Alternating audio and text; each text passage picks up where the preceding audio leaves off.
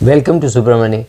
I've been doing a lot of talking about wealth creation, which will lead to something, right? It would lead to financial freedom for whatever else you want in life. So you have to have some motivation to create wealth, and believe me, money is not a great motivator. It's like saying I want to go to the gym because I want to go to the gym. It does not happen. You don't want to go to the gym. Going to the gym is not a process which many people enjoy. Some people do enjoy, but it is not normally what you enjoy. So you need to have a goal why you want to create wealth. It could be financial freedom, saying, oh, I want to do whatever I want to do in life. I have a lot of hobbies, so I need financial freedom. It could be saying, oh, I actually don't have too many hobbies, but I want to set up a school. I want to set up a charitable hospital. I want to do something. I want to do a lot of charity. A friend of mine is running a school. I want to contribute 20 lakhs to it. So that I have to earn enough to meet my expenses. Plus, I want to contribute 20 lakhs, 20 crores, whatever is the amount that you wish to contribute. Could be 20,000, could be 2 lakhs, whatever be the amount. So either financial freedom or doing charity, right, or saying I want to grow other parts of my profession. I want to become a good singer, and I won't make too much money singing, so I want to create wealth so that I can look after my hobbies, right? That could be a motivator. There has to be some motivator. If you are not motivated enough to go to a gym, you have to find the motivation, right? I want to be a better runner. I want to do 5k in 25 minutes. I've been doing it at 32 minutes. I want to do it in 25 minutes. Or I want to do a half marathon under 2. I've done at 2:05, so I want to do it at slightly under 2. That could be the goal, right? Any goal. I mean, I'm just giving examples. So if you don't have a goal like that, going to the gym regularly is tough. Exactly how you cannot create wealth just for creating wealth. Oh, I need more money. That's not enough motivator. Money is not a motivator at all. You can keep looking at your balance sheet, keep looking at your net wealth and say, oh, my wealth is growing. But that's not motivation enough. There has to be a purpose to that motivation.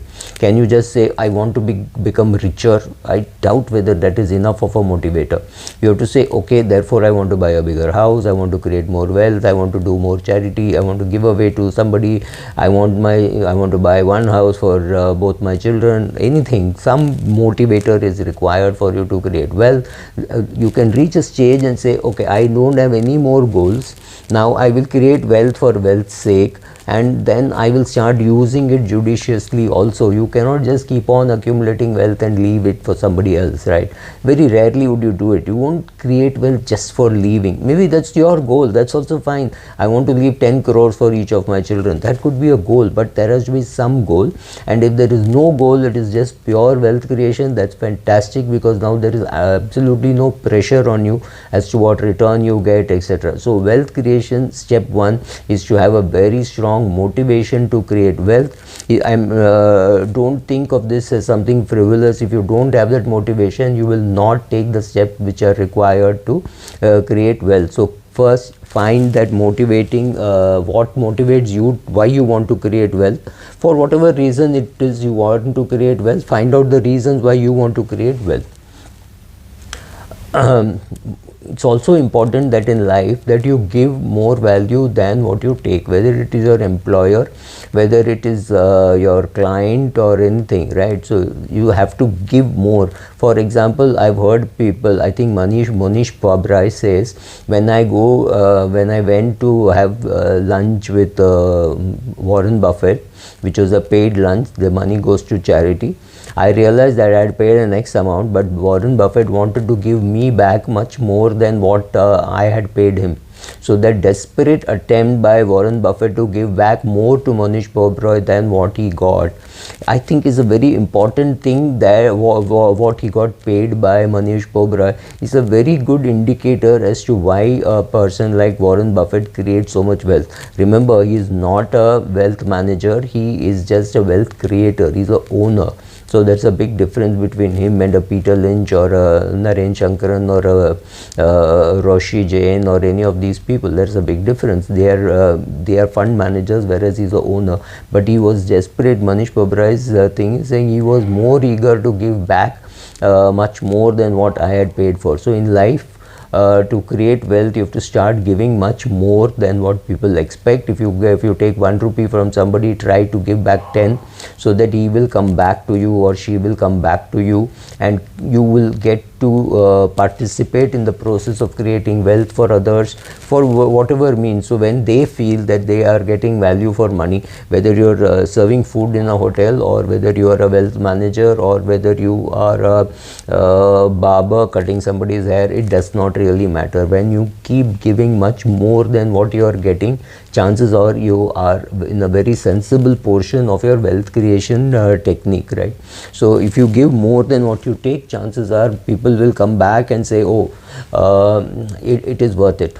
One very important lesson which I tell young people starting out in the wealth creation business is, be very, very honest about what with people whom you are dealing. 100% integrity, no doubt about that. If you're going to be late for a meeting, call up and say you're late. Don't say I was stuck in traffic. Honestly, nobody believes it. If you say you are in Bombay or Bangalore and you are stuck in traffic and you're late, you're joking, because you are expected to understand that there will be traffic. Unless you're coming by train in Bombay, you cannot say you know how much time you will reach, right? I reached 6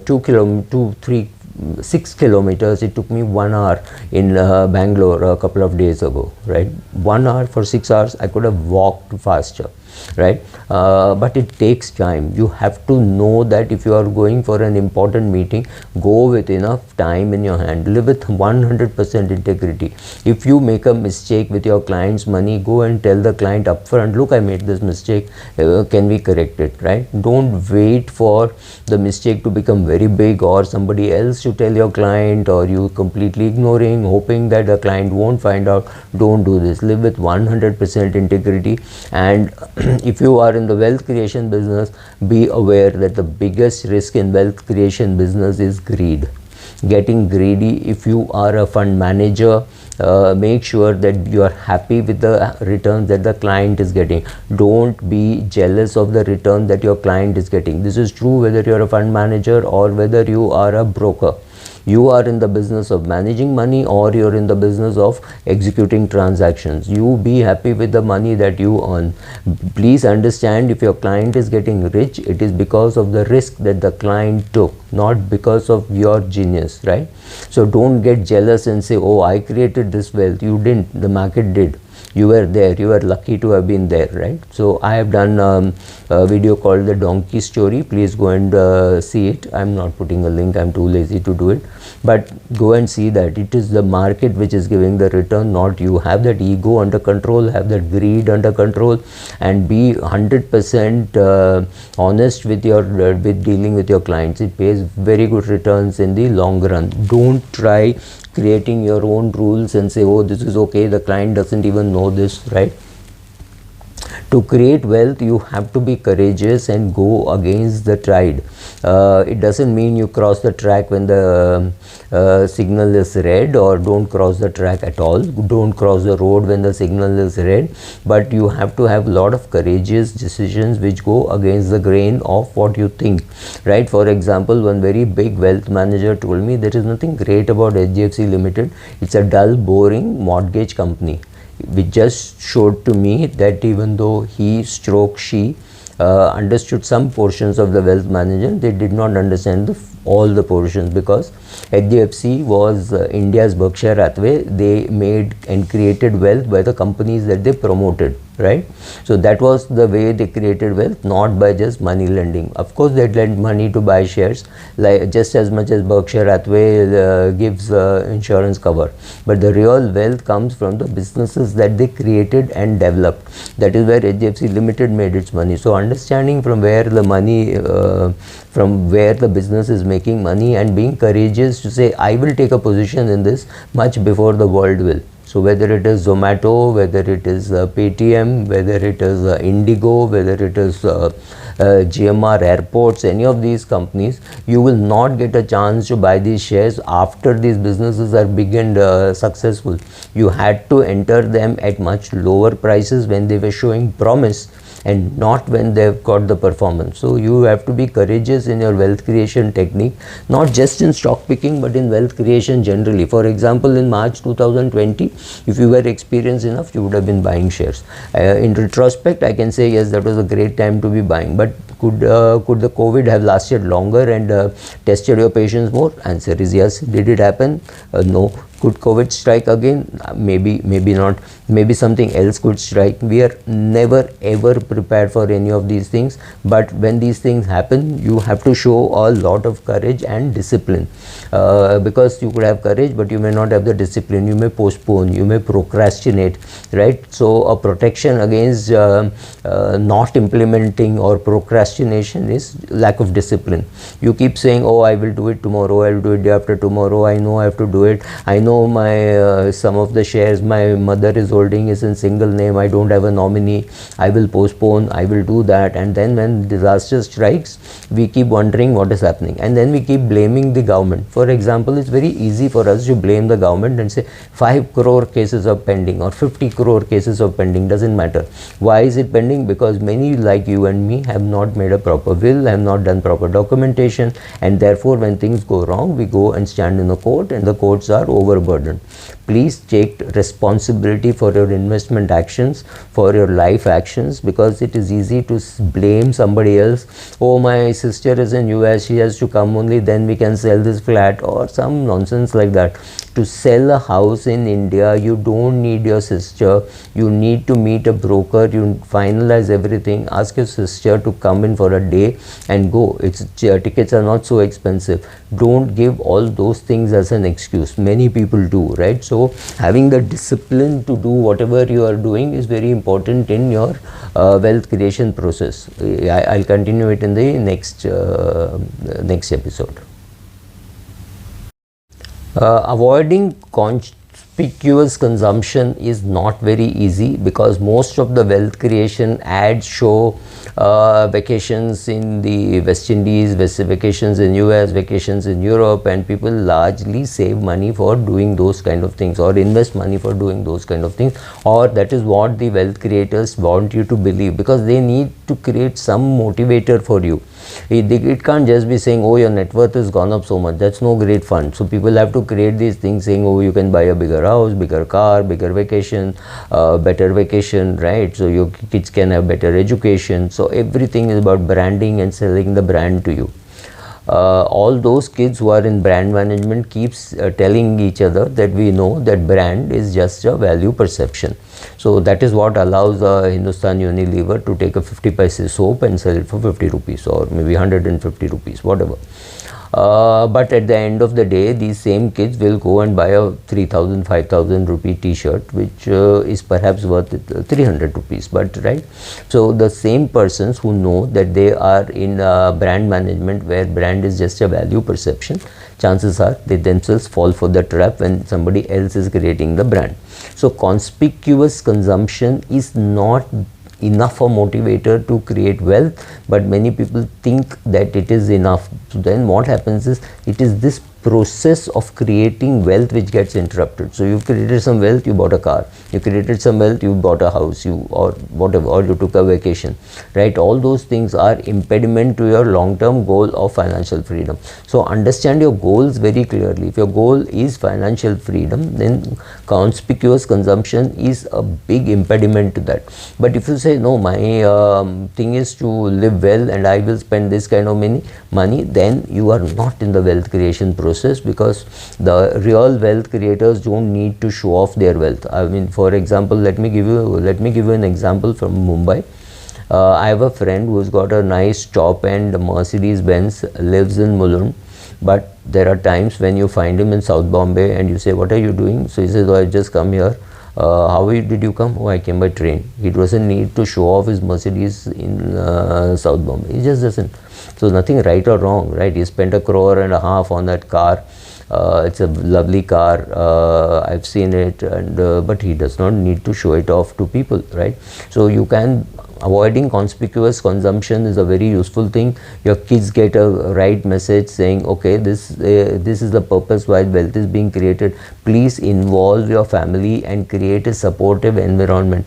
Tell your children why you're spending, what you're spending, why you're not spending, why you will do this, why you will not do that, why you will fly business class when it's a 14-hour trip, why you will fly economy when it's a 2-hour trip, right? So those things, or why you will pay money and buy a good seat when it's a longish trip, and whereas you will not bother about it if it's a smaller trip. You don't mind suffering in the middle seat in a 90-minute flight, but you will not suffer a bad seat. You will want a nice window seat, maybe a lot of leg space. You'll pay a premium and do that because it's a 13-hour flight, right? So making sure that your children understand what you're doing is very useful, because that creates a supportive environment. Your kids understand what you're doing. Your spouse understanding, your parents understanding your wealth creation process and asking them to participate in it is very important, and it does two things. One is it creates a supportive environment for you, and second, it avoids conspicuous consumption. Don't overdo it, because if your kids think, oh God, what a miser, he's got so much money but he's not willing to spend, that's also wrong. So make sure that your kids imbibe your value system, and that they will do by seeing what you're doing and acting, not just by listening to you or saying, oh, watch Subramani's videos, he's saying so much about wealth creation. It doesn't happen that way. You have to live the example. So both these things, creating wealth, supportive environment and avoiding conspicuous consumption, are very close to each other, right? Should you apply leverage to your wealth creation process? The answer is yes and no. If you know how to responsibly create leverage like Mukesh Ambani, you should. If you don't know how to do responsible leveraging, unlike Mukesh Ambani, which means like Anil Ambani, you shouldn't. So largely leverage hurts and leverage kills, and I'm not talking and if you think leverage benefits, it's not financial leverage. Financial leverage can really cut viciously. If you don't know how to create financial leverage sensibly, don't do it. Most of us rather, would create some kind of financial leverage, especially while buying a house, but most of us may not create financial leverage by while making investments. So we may not want to borrow money to invest, but then people like Rakesh Jhunjhunwala did create wealth by borrowing. People like Mukesh Ambani have created wealth by borrowing big amounts of money and earning enough to be able to repay it. When you create debt, you have to also have the process of how will you be able to repay, right? Then time leverage, there is a limit to where I can reach individually while doing lectures, but my videos reach, I think, 45-50 countries. There are people who are, so that is a time leverage. I don't have so much time to go to 40 countries to talk about the same thing, but this video will go to 40 countries, right? Systems, technology leverage, knowledge leverage, leverage of other people's strength, learning from others, right? YouTube is a fantastic source of learning. Lot of my learning has happened on YouTube. Must thank so many websites where people come and talk about it, right? I watch so many videos which are long, 1 hour, 2 hour, 3 hour videos, learning about health, learning about wealth creation processes. It's just magnificent. What you're doing is you're leveraging on the knowledge of others for learning and creating wealth for yourself. That leverage is definitely useful. Creating your own network, I mean, joining networking groups. I mean, I've heard of Business Network International. There are many such things, right? You join LinkedIn, that's again you're leveraging the network. So all these things which you are doing are also leverage, right? So reading is a leverage of knowledge, right? So all these things which you are doing, more than just financial leverage, all that is also important part of the process of your wealth creation.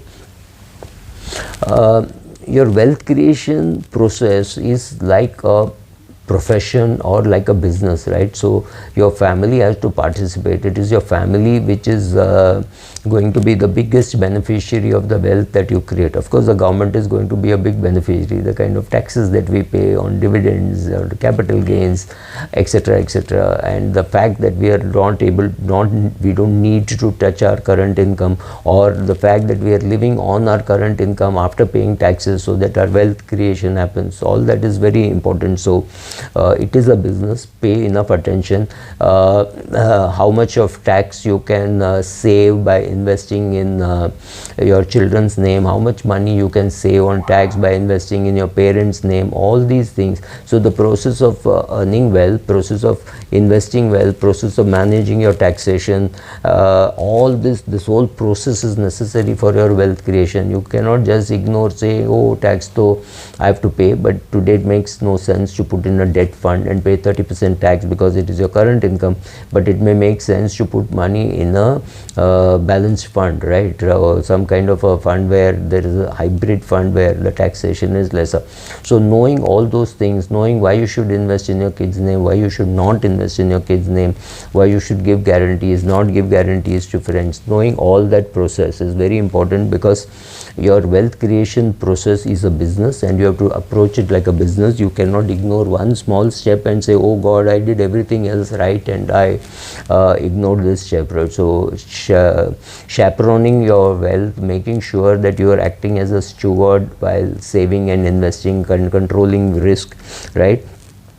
All that is important, because one mistake in one place could be anywhere, could be by a family member, right? So I know a person with a lot of wealth who lost a lot of money because his son got into betting habits and the mafia was threatening him, so he had to liquidate a big portion of his wealth to get his son out of trouble. So any one slip up by one person of your whole gang of people not having the right advisor, for example, you need to understand accounting, you need to understand taxation, you need to understand wealth creation process, so, right, understanding everything is important.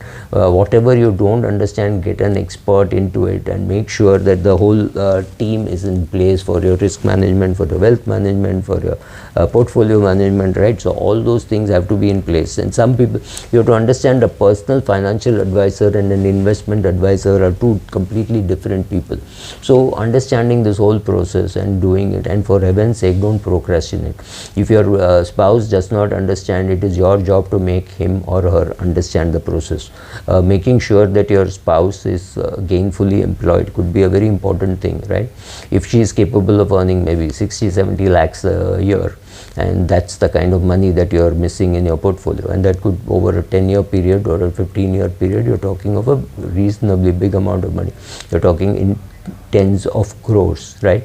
Because you are, let's say you're the husband, you're earning, you're paying tax, and you're living a good life, you're taking some risk, you're creating wealth, but the whole 10 crores which your wife could have contributed to it is missing for whatever reasons. I mean, dropping out of the employment market for whatever reasons, lack of confidence, not wanting to do it, laziness.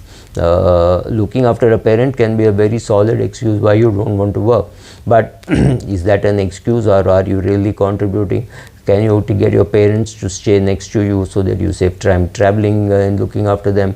Can you put them in a good geriatric care where you can look after them by being a little far away, right? Answer all those questions, because all those questions, good parenting, being a good child, all these are part of your wealth creation process. Don't pretend that wealth creation is only money. Wealth of relationships, all that is also important, because if you don't understand and use the whole process, somewhere you're going to get bored, somewhere you're going to get irritated and hurt the process. Thank you.